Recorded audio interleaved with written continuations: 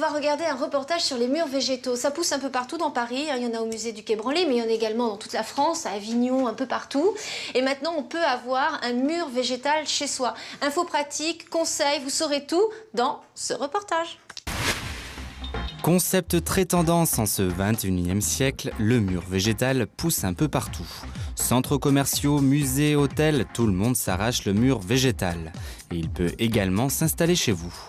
On a une gamme de plantes qui est très large, hein. Vous pouvez mettre des bégonias, des choses très colorées, ça il n'y a aucun problème. On a tout un tas de plantes. En termes de floraison par contre on est très limité, hein. On va toujours avoir des anthuriums, on peut avoir aussi du spathiphyllum. L'arrosage se fait automatiquement. Et après, c'est surtout des traitements phytosanitaires, écologiques, je précise bien.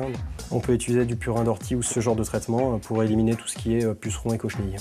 Donc il va y avoir de l'entretien au niveau de la taille. Donc il va falloir tailler les plantes parce que sur les murs végétaux, comme on est vraiment dans un système en hydroponie, c'est-à-dire que vous rajoutez des engrais à l'intérieur de l'eau et la plante est alimentée en permanence en eau et en engrais, la plante va pousser très vite. Il va forcément falloir tailler. Vous l'aurez compris, même ceux qui sont loin d'avoir la main verte peuvent se permettre un bout de jardin à la verticale. Finalement, ça demande autant de soins qu'un aquarium. Seul petit hic, le prix qui reste tout de même élevé. On travaille plutôt sur des modules pour des particuliers qui font 2 mètres par 1 mètre. Donc là, c'est des prix à peu près de 2 000 € pour un module complet, fourni, posé.